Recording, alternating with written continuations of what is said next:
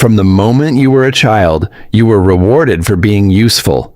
Clean your room, get good grades, help your parents, be polite, be reliable, be the one others can count on. And every time you made someone's life easier, you received approval, a smile, praise, acceptance. Your brain learned something dangerous very early. Usefulness equals love. So you built your identity around it. You became the dependable one, the responsible one, the strong one, the one who fixes problems. But here is the brutal truth history keeps proving. The world does not reward usefulness with freedom. It often rewards it with exploitation. Niccolò Machiavelli understood something most people never dare to admit. The more indispensable you are in serving others, the more trapped you can become within their expectations. In power dynamics, usefulness creates value, but it also creates chains. Because the moment people see you as useful, they stop seeing you as sovereign. They see you as a function, and functions are tools. You answer calls at midnight. You solve crises at work. You support friends emotionally. You sacrifice your time. At first, it feels noble, but slowly, something shifts. You are no longer respected for your boundaries. You are expected to have none. This is where psychology tightens its grip. Human beings are wired to seek belonging. Being useful guarantees belonging. It makes you needed, and being needed feels powerful. But being needed is not the same as being valued. Machiavelli wrote in The Prince that rulers must avoid being despised or taken for granted. A prince who becomes too accommodating loses authority. A prince who exists only to serve others loses power. Now translate that to your life. When you are always available, always accommodating, always solving problems, you unconsciously lower your perceived value. Scarcity creates power. Excessive availability destroys it. The more you give without limit, the less your presence feels rare. And human psychology assigns value to what feels rare. Think about it. The employee who says yes to everything is overloaded. The one who calmly declines unreasonable requests is respected. The friend who drops everything at any hour becomes expected to do so. The friend who protects their time is seen as having standards. This is not cruelty. It is human nature. Machiavelli did not romanticize human nature. He observed it. Coldly, accurately. People admire strength. They rely on usefulness. But they often exploit consistency. If you become the emotional support system for everyone around you, you may wake up one day emotionally bankrupt. If you become the worker who saves every project, you may wake up exhausted while others get promoted. Because here is the paradox. The more problems you solve quietly, the more problems are handed to you. Competence attracts responsibility, but responsibility without authority creates resentment. You begin to feel unseen. You think, after everything I do, why am I not respected more? Because respect is not built only on service. It is built on power, and power requires limits. Machiavelli would ask, does your usefulness increase your autonomy or reduce it? If being useful gives you leverage, influence, negotiation power, it is strategic. If being useful makes you replace your own priorities with everyone else's, it is self-destruction disguised as virtue. Let's go deeper. Why do intelligent, capable people fall into this trap? Because usefulness gives immediate validation. Boundaries give delayed respect. And the human brain prefers immediate rewards. When you say yes, you feel appreciated instantly. When you say no, you feel guilty instantly. So you choose the short-term emotional comfort, but long-term, you become the unpaid therapist, the underpaid employee, the overworked partner. And the more useful you become, the harder it feels to stop. Because now your identity is attached to being the reliable one. If you stop being useful, who are you? That fear keeps you compliant. Machiavelli understood identity is a political weapon. If others define you as the helper, they unconsciously place you below decision makers. Helpers execute, leaders decide. The moment you are only seen as execution, your strategic power decreases. This does not mean you should become selfish or cruel. It means you must understand that usefulness without positioning weakens you. There is a reason high-status individuals often appear selective with their time. It is not arrogance, it is strategy. Scarcity signals importance. If you are always accessible, your time appears abundant. And what is abundant is rarely respected. Now imagine two scenarios. In the first, you answer every message immediately. In the second, you respond when it aligns with your priorities. Which version appears busier? Which version appears more in demand? Perception shapes reality. Machiavelli wrote that it is better to be feared than loved if you cannot be both. Why? Because love depends on obligation. Fear depends on consequence. In modern life, this translates differently. It is better to be respected with boundaries than loved for self-sacrifice. When people know you have limits, they approach you differently. When people know you will always bend, they lean harder. And here is where emotional tension grows. You begin to feel drained. You start resenting the very people you chose to help.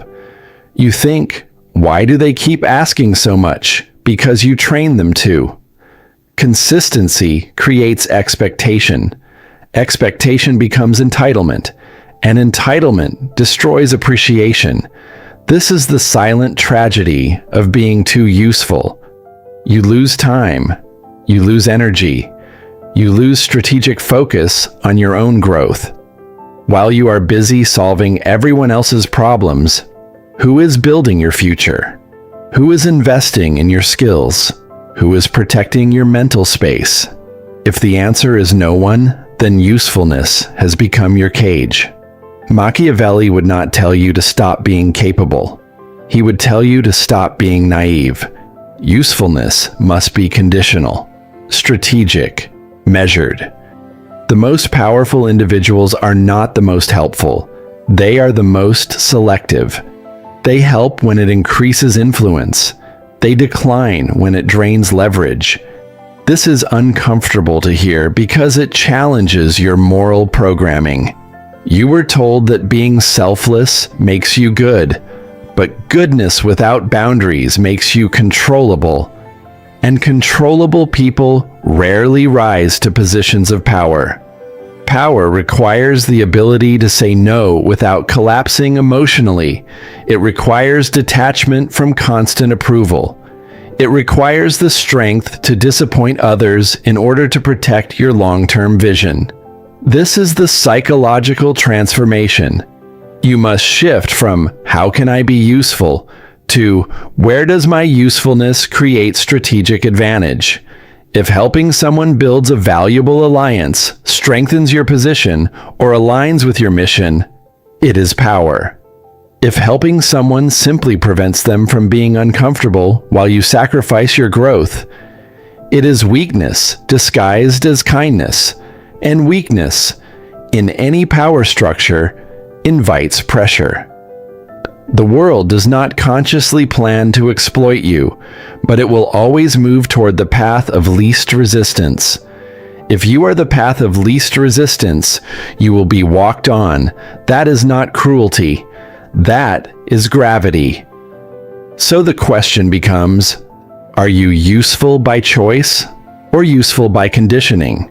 Because one creates influence, the other creates exhaustion. And exhaustion slowly erodes ambition. When you are tired, you stop dreaming big. When you are drained, you settle. When you are constantly needed, you never get to become the one who is wanted for leadership. Being useful can destroy your life, not because usefulness is evil, but because without boundaries, it consumes your identity, your time, and your strategic power. And once power disappears, so does freedom. You started noticing it slowly. The calls didn't stop. The requests didn't stop. The expectations didn't stop. But the respect, that disappeared. At first, you thought being useful was power. You were the reliable one, the problem solver, the one who always shows up. People praised you. You're amazing. I don't know what I'd do without you. You're the only one I can count on. It felt good until one day you realized something brutal. They didn't admire you. They depended on you. And dependency is not respect. It is consumption. Machiavelli understood something most people never do. In The Prince, Niccolò Machiavelli explains that rulers must avoid being despised. And one of the fastest ways to be despised is to appear weak, overly accommodating, or unable to refuse. When you are always useful, always available, always agreeable, you remove friction. And friction is what creates value. Psychologically, humans assign higher value to what is scarce and controlled. If you are endlessly accessible, you are no longer scarce. You become infrastructure, like electricity, necessary, but invisible. Let's go deeper. There is a principle in behavioral psychology called reinforcement conditioning. When someone asks for help and you immediately say yes, they receive reward without cost. Your time is the reward. Your energy is the reward. Your attention is the reward. Over time, their brain associates you with automatic access. Not authority, not leadership. Access. And access without boundaries kills perceived status. Machiavelli wrote that a prince must learn how not to be good when necessary. That doesn't mean cruelty. It means strategic restraint, because power is not built by constant generosity. It is built by controlled generosity. Look at powerful figures in history. They did not respond to every demand. They did not solve every problem personally. They chose when to act. And that choice created tension. Tension creates psychological weight. Weight creates authority. When you are useful all the time, you remove tension. You make yourself predictable. And predictability reduces dominance perception. There's another layer most people never analyze: resentment. When you overserve others, you slowly begin to resent them. Why? Because your subconscious recognizes imbalance. You give more than you receive, but you say nothing, and silent sacrifice transforms into quiet anger. Then one day, you explode, not because of one request, but because of 300 small yes decisions that drained you. And now you are the villain, because you train them to expect access. This is the trap. Being useful feels virtuous, but if it is not paired with boundaries, it becomes self-destruction. Machiavelli observed that leaders who tried too hard to be loved often lost power, because love without respect becomes familiarity, and familiarity breeds contempt. The same applies in friendships, relationships, business, workplaces. If you solve every crisis, people stop seeing your effort as exceptional. It becomes baseline. Baseline effort gets baseline treatment. Let's shift to something uncomfortable.